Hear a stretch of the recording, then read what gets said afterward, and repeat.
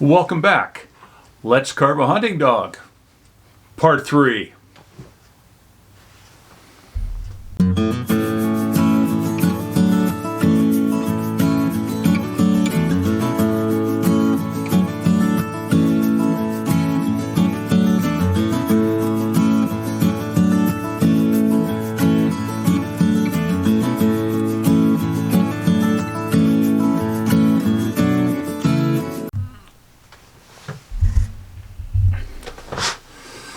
Okay, now we're at the final section for carving this and finishing this hunting dog on a gun stock. So we've done a lot of the detail now and got the general shape. Now we're going to move into the final detail all the way across the board on this. Let's take a look.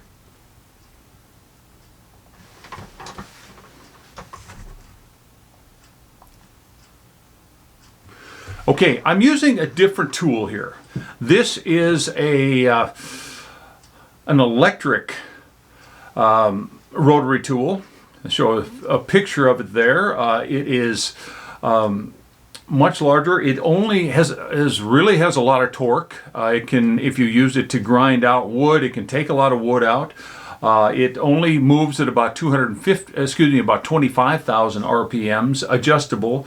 Right, what I have right there is a flap sander that when you're using that, you turn this, you really turn the power down on that. That's only moving at about 5,000. If you moved at about 25,000, you'd just grind the wood away. Right now, you're trying to sand, and that's sanding with about a 220 grit. And on that little flat brush, probably maybe 100 different little tiny flaps on that little bristle, and it's just turning around, and I'm just going through everything, just kind of giving it a good once over and trying to get a lot of the marks, the marks from the round diamond ball that we were using with the pneumatic. Now we're going to move on for more detail. Once again, I'm using the big football diamond burr. I'm going to put, once again, more depth around the edges to make it, I guess you really want to make it jump out at you.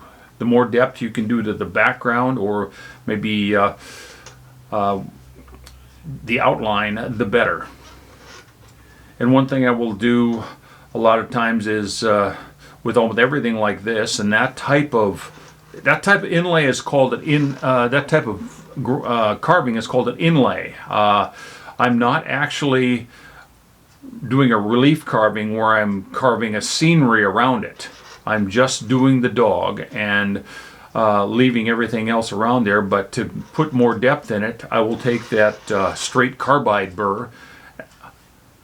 Once again, here I was using the round burr again for more shaping, but I will take that straight carbide burr and I will go all the way around the outline again and make it deeper so that it almost gives it a black line all the way around with the shadow of the deep cut, and makes it jump out a little bit more. As you can see, I'm once again using, here I'm looks like I've jumped over to the small football burr again, and I'm shaping.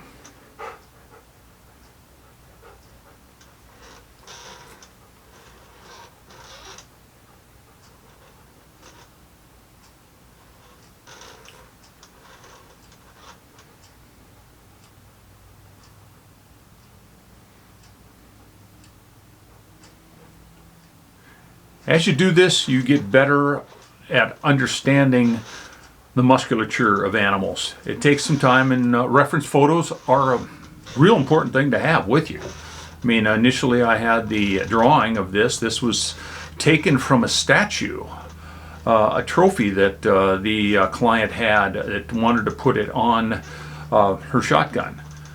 So this was a pewter trophy that she took a photo of. Once again, I'm showing you I'm using that long carbide bit. That's the one I was talking about that I do the outlines with. Here, unfortunately, I'm a little bit off, but what I'm doing, I'm using that carbide bit now to put grass and basically the ground that he's standing on that I'm putting it in there. I'm just drawing blades of grass, tall blades, short blades, and just doing all sorts of lines, making it so it looks like he's standing in some short grass, as you can see right there.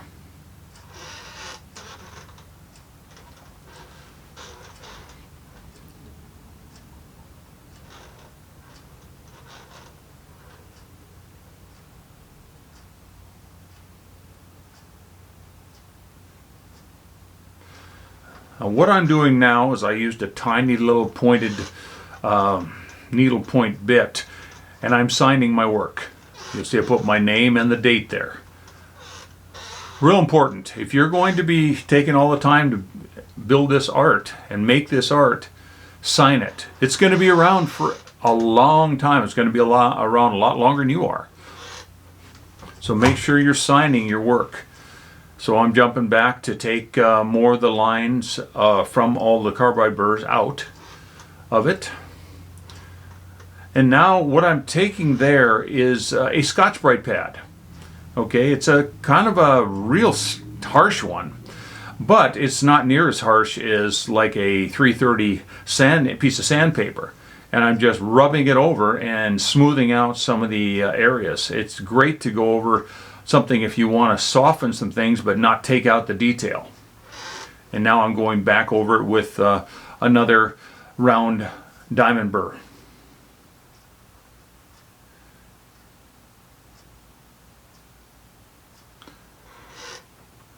And finding things that need to be a little more rounded than they are.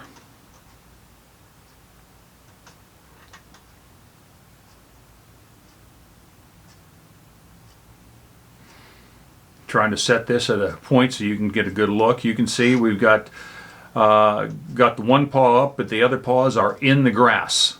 So that's, right now I've got it complete. That thumbs up means I was pretty much happy with what I saw, and I'm consider it done, and I'm going to put a finish on it. And here it is with 2 coats of Birchwood KC True Oil. That's a gunstock finish that I use, and I only put a couple of coats on it. It does a good coat on it, but it keeps it a matte finish. If you were to put 6 or 7 coats on it, it would be just as shiny as the stock. But I think the contrast of the carved areas being kind of a matte finish and the gloss of it is a better look. And there is the rest of the work that I've done on that stock. So that's all ready, and that was ready at that point to go to the client.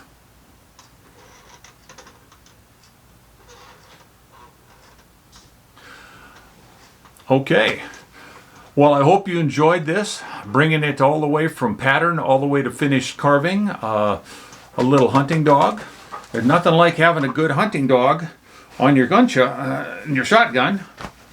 Nothing like having one right in your house either.